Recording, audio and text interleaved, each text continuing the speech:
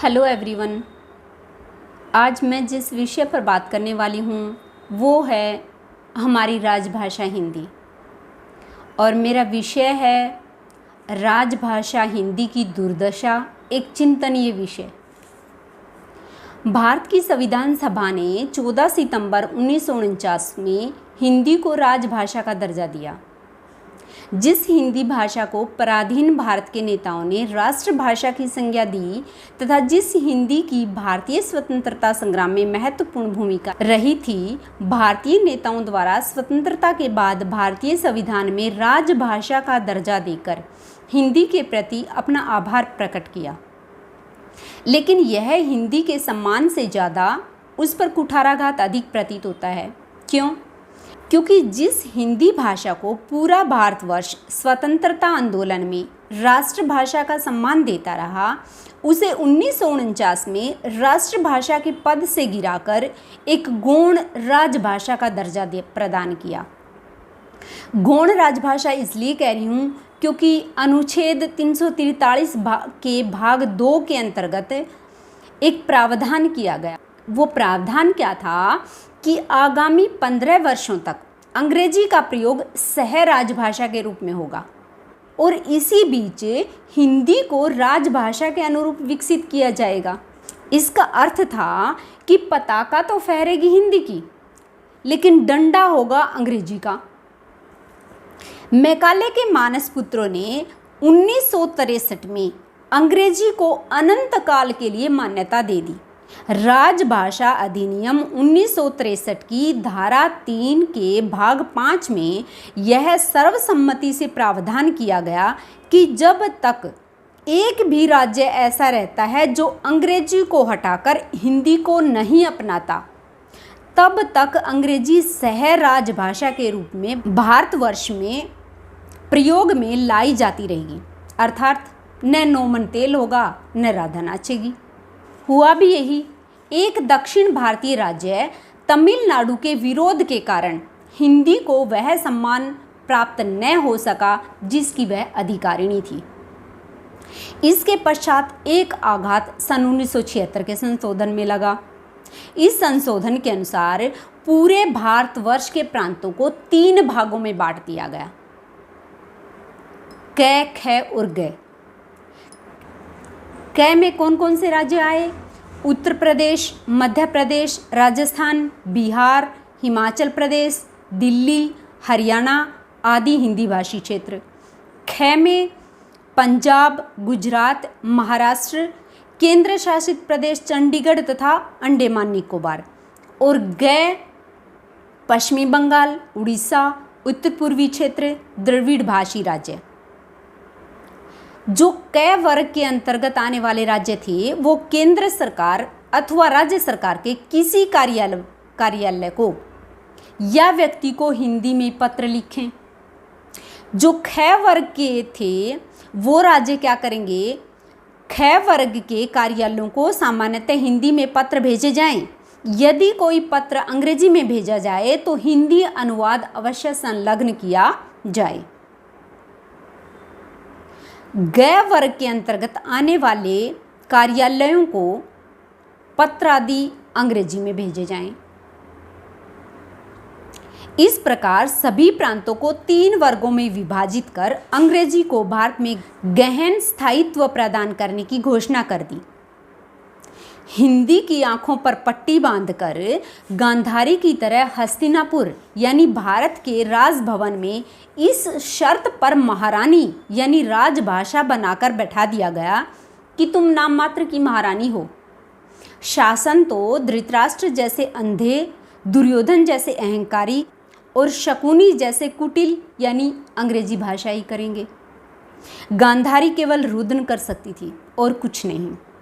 इसलिए स्पष्ट है कि सम्मानित राजभाषा के रूप में हिंदी के प्रतिष्ठित होने के सभी रास्ते अवरुद्ध हैं और शायद इस अवरुद्धता को राष्ट्र की आंखों से ओझल करने के लिए पिछले 2 दशकों से हिंदी दिवस, हिंदी सप्ताह और हिंदी पखवाड़ा मनाए जाने का प्रावधान किया गया है।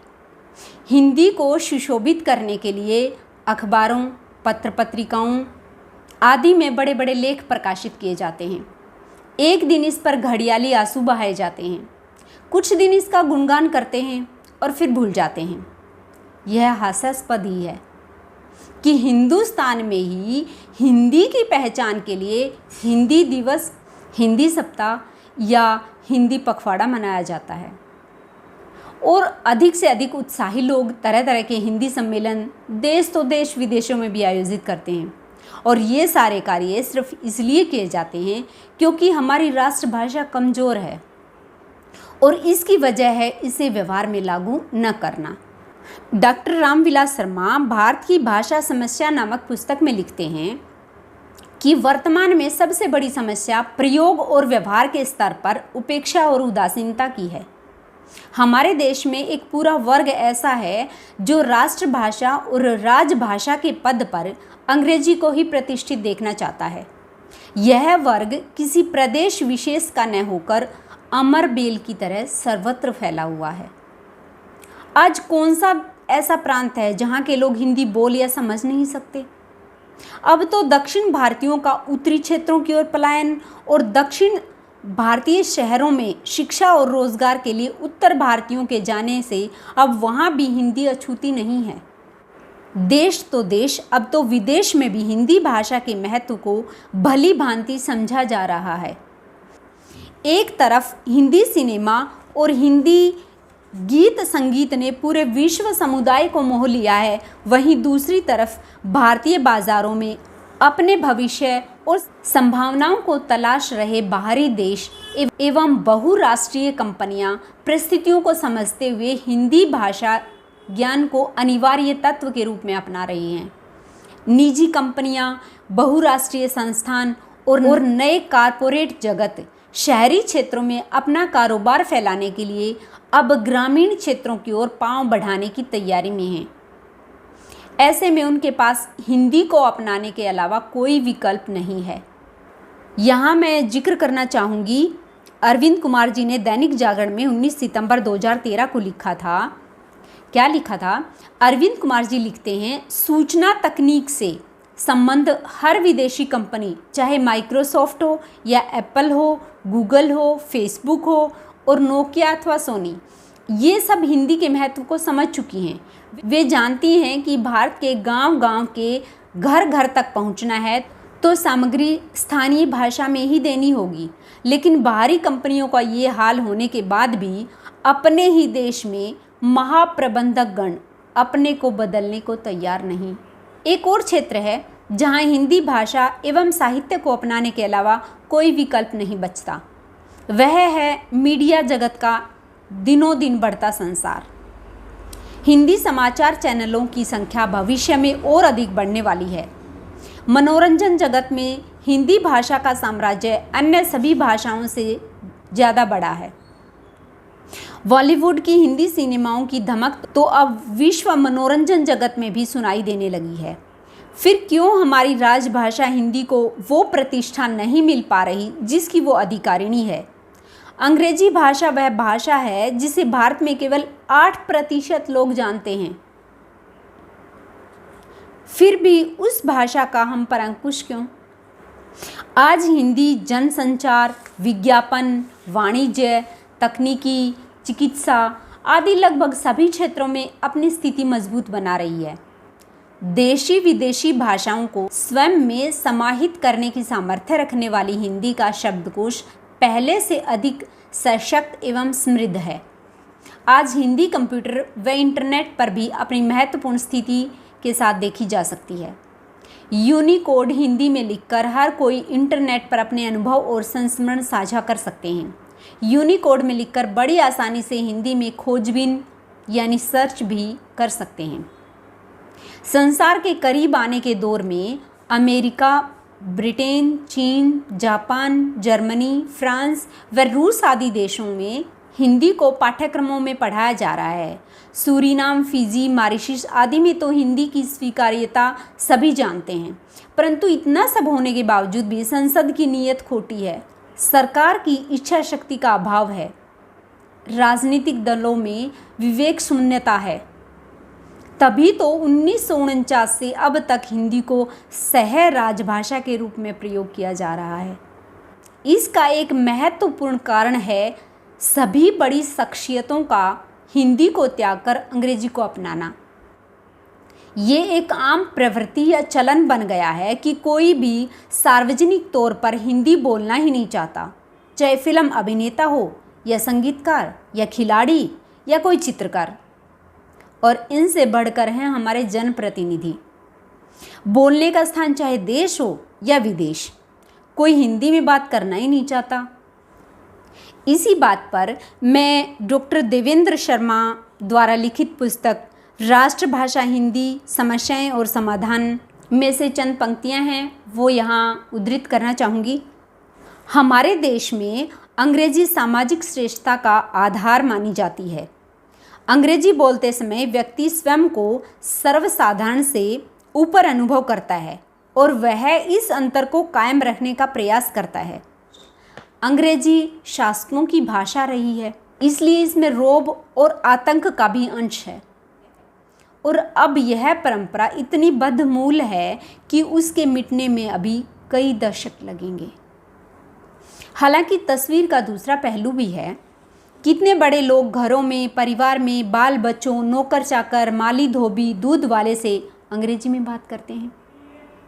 या फिर कौन सा राजनेता है जो अपने क्षेत्र में वोट अंग्रेजी में मांगता है, अपने लुभावने वादे और घोषणा अंग्रेजी में करता है, अर्थात ये सब कार्य हिंदी में किए जाते हैं। तो फिर क्यों प्रधानमंत्री मनमोहन सरीखे व्यक्ति ने ऑक्सफोर्ड विश्वविद्यालय के दीक्षांत समारोह में अंग्रेजी भाषा के सम्मान में ऐसा कहा था कि यहाँ के लोग माने या न माने, दरअसल हम हिंदुस्तानियों की भाषा अंग्रेजी है।